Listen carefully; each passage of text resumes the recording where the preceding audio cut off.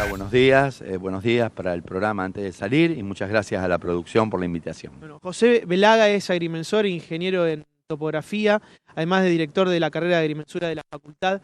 Pero antes que nada, ¿qué es la cartografía?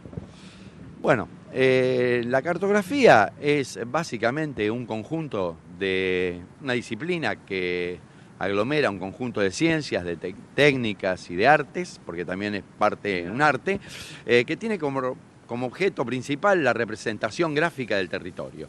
Desde un territorio pequeño, como puede ser una manzana, un conjunto de lotes, hasta todo el planeta Tierra, o hasta incluso un conjunto de planetas y el cosmos incluido. Bien. Con el paso del tiempo se fue haciendo cada vez más exacto, pero las primeras cartografías eran estimaciones, ¿no? Exactamente, en realidad la cartografía tiene prácticamente la historia de la humanidad, es decir, cuando el ser humano pasa de ser nómade a sedentario, digamos, hace más o menos unos 5.000 y pico de años, empiezan las primeras producciones cartográficas, fundamentalmente en lo que son los imperios asirio, babilonio, sumerio, con tabletas de arcilla, donde representaban su territorio, su lugar donde vivían, por medio de estas tabletas. Luego los egipcios lo desarrollaron a través de los papiros. Los griegos fueron los que le dieron el sustento matemático a la cartografía y posteriormente, ya con la evolución, una gran revolución de la cartografía empezó con Gutenberg, por la creación de la imprenta, porque la imprenta hizo que los mapas se pudieran copiar y llevarse a todo el mundo, es decir, digamos, universalizar el conocimiento de la cartografía, ¿no? ¿Por qué es tan importante la cartografía? Bueno, lo importante de la cartografía es que en realidad no nos damos cuenta, pero la cartografía la usamos a diario. Es decir, todos los días estamos usando elementos cartográficos o modelos cartográficos. Desde el hecho de ver en la escuela nomás un mapa de la provincia de Santa Fe, en la escuela primaria, y conocer cuál es la realidad geográfica de la provincia, hasta el hecho de poder ir con un auto de un lugar a otro y con nuestro GPS en el auto o con los celulares mismos, tanto el GPS como una tablet o un celular, como dispositivo central, tiene un software, digamos, que es cartografía. Es decir, si esa cartografía no es precisa, yo en lugar de agarrar por una autopista, voy a agarrar por otra y voy a terminar en otro lado.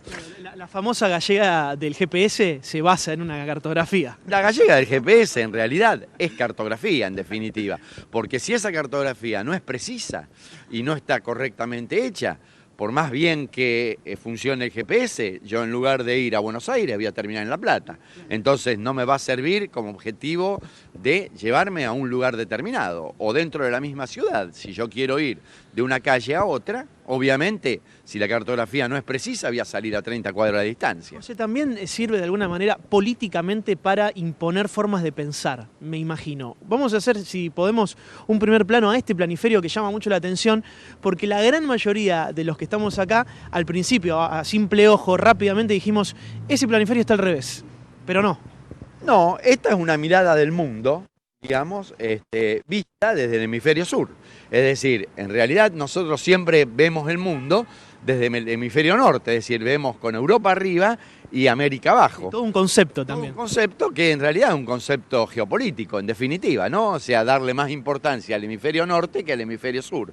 Bueno, esta es una mirada que ha hecho el propio Ministerio de Defensa de la Presidencia de la Nación, donde en realidad muestra centralmente a Sudamérica, digamos, y Argentina, como centro del mundo, digamos, y África y Europa colateralmente, digamos. Centro y como la parte más al norte, se quiere, o más alta. Más al mundo, digamos, porque en realidad el planeta, como globo, en realidad depende de donde yo lo mire. Si yo vengo en una nave espacial y vengo desde arriba, veré Europa primero, claro. Pero si vengo desde abajo, voy a ver Sudamérica primero. Claro. Entonces, esta es una imagen llamativa digamos, de lo que es el mundo, ¿no? Bueno, gracias, José. Ahora seguimos hablando unos minutitos más. Cecilia Cornero, sos ingeniera civil. Además, integrante de la cátedra. Estos mapas que tenemos aquí son del departamento Rosario. Sí, sí, hoy en día estamos en la era de la cartografía digital.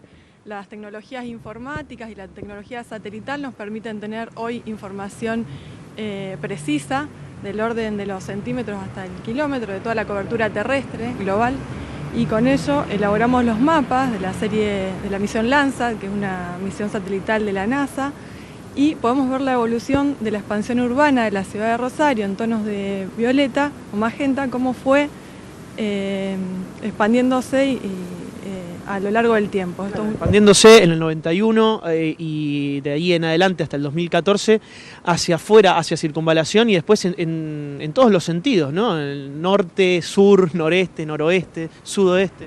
Sí. Bueno, hoy en día nos permite tener un conocimiento más exhaustivo del territorio, toda esta información con la cual disponemos y poder implementar medidas de planificación para el desarrollo del territorio. Última de mi parte, ¿qué porcentaje de exactitud tienen los mapas digitales? Y depende de la resolución del satélite. Contamos el orden de los centímetros hasta los kilómetros, en función de la misión de la cual estamos utilizando. Es realmente muy interesante. A vos, Pablo, José los está escuchando si tienen consultas para él. Hola José, Cecilia, buen día, ¿cómo les va? Buen día, José. Tengo una pregunta que te va a llevar al inicio, a la génesis de la cartografía, porque ahora estamos en la etapa de la cartografía digital, como bien decía Ceci recién. Pero mi pregunta es, porque me desvela esto, ¿qué? ¿Cómo hacían aquellos que, por ejemplo, venían a descubrir un continente, como Cristóbal Colón y todos los viajeros que conocemos, para poder, no teniendo la perspectiva de arriba, porque no se veía como nosotros ahora con fotos satelitales, dibujar con tanta precisión los territorios? ¿Cómo era ese proceso?